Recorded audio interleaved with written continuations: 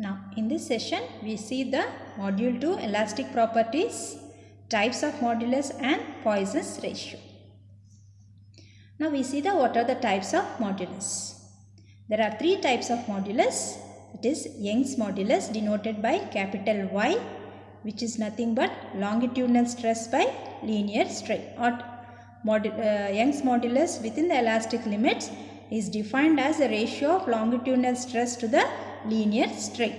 That is, Y is equal to force per unit area is a longitudinal stress and X by L is a linear strain. So if you rearrange the terms, it is Y is equal to FL by AX, where F is a force, L is the original length, A is area and X is the change in the length.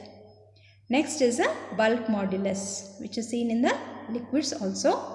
K is denoted for bulk modulus. Capital K is nothing but ratio of compressive volume stress or pressure per volume strain, or it is a ratio of compressive stress or pressure to the volume strain. So K is equal to F by A, which is nothing but a compressive stress, or F by A is nothing but pressure. Force per unit area is nothing but a pressure. Volume strain is small v by capital V. Small v is nothing but the change in the volume and capital V is the original volume. Now force per unit area is nothing but the capital P pressure. So if we rearrange the terms, it is P capital V by small v, which without change in the shape of the body within the elastic limit, this bulk modulus has been observed. Bulk modulus is nothing but the ratio of compressive stress to the volume strain, which is PV capital V by small v, which is nothing but the change in the volume. Next is rigidity modulus denoted by eta or N in some of the books. So rigidity modulus eta is given by ratio of tangential stress to the shearing strain, or tangential stress per shearing strain is called as a rigidity modulus. So F by A is nothing but the tangential stress and X by L is nothing but the shearing strain. So it is rearranging the terms FL by AX, that is FL by AX, that is F by A by theta, because here we have changed the X by L to theta, which is nothing but a shear strain. So rearranging the terms, X by L we are denoted by theta. So it becomes F by A by theta. This is rigidity modulus. So there are three types of modulus: Young's modulus Y, bulk modulus K, rigidity modulus eta or N. Next we see the longitudinal strain coefficient alpha. What is alpha, or what is longitudinal strain coefficient? Longitudinal strain produced per unit stress is called as longitudinal strain coefficient. Longitudinal strain, we know that X by L. It is nothing but an extension produced. X is a change in length by capital L is the length. So longitudinal strain is X by L. X by L is the extension produced. Longitudinal strain for capital T is the applied stress, which is nothing but X by L. Therefore, as per the definition, longitudinal strain produced per unit stress alpha is equal to X by L by capital T, that is per unit stress. So what it becomes? X by L is nothing but, X by L is extension produced. If the longitudinal strain for capital T is applied stress is X by L. So alpha is equal to X by L by T, because longitudinal strain produced per unit stress capital T, which is given by X by TL. Therefore, alpha is given by longitudinal strain coefficient alpha is given by X by capital TL, or X is equal to TL into alpha.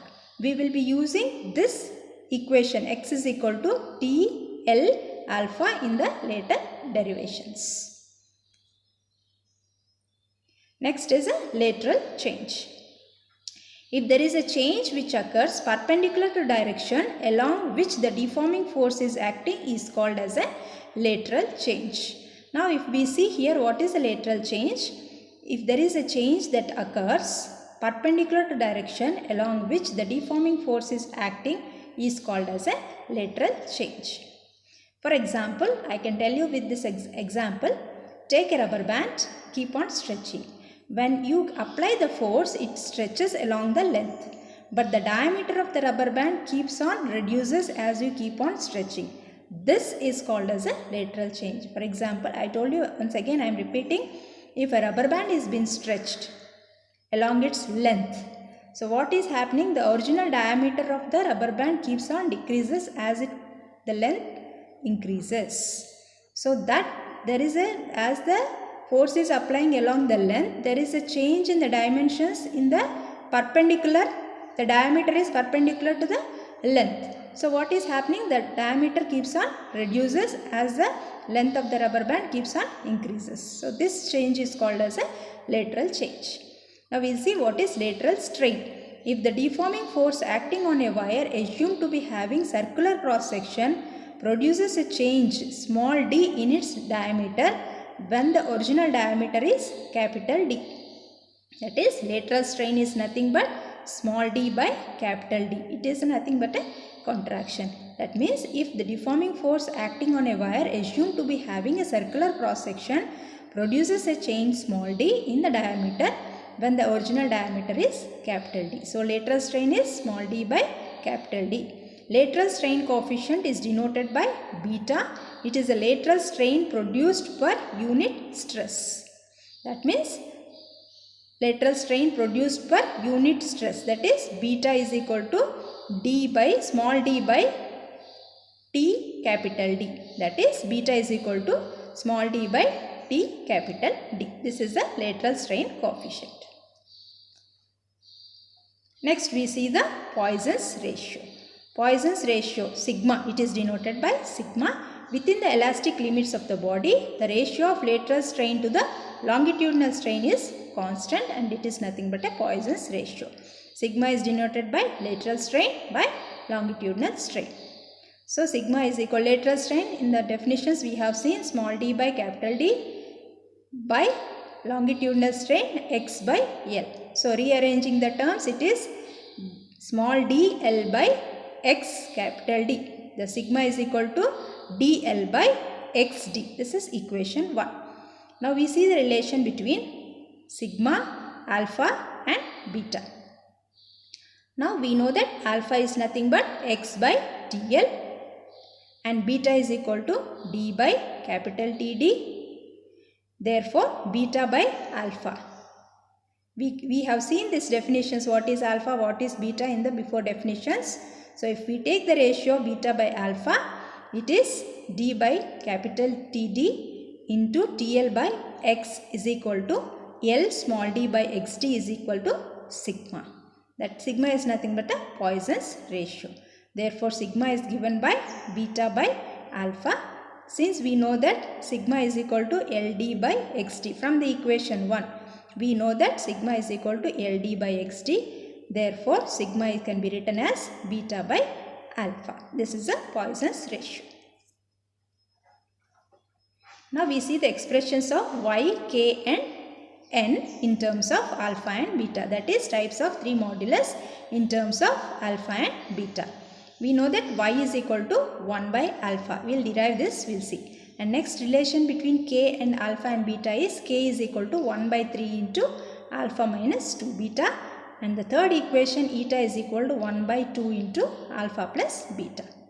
Now we see how y is equal to 1 by alpha. We know that y is equal to stress by strain, longitudinal stress by longitudinal strain. So y is equal to F by A by x by L, that is equal to F by A is nothing but capital T by x by L is T alpha, that is equal to 1 by alpha. How we have written x as T alpha is, you can see here we know that x is equal to T alpha x. I told you in this before that x is equal to TL alpha we will be using in most of the derivations, substituting the value of x into this equation. In rearranging the terms, you will be getting y is equal to 1 by alpha. Therefore, it is been proved. Next, see the relation between y, k and n. We have seen that k is equal to 1 by 3 into alpha minus 2 beta. Now what you can remove, take the alpha common in the denominator and rearrange the terms 1 by 3 alpha into 1 minus 2 beta by alpha.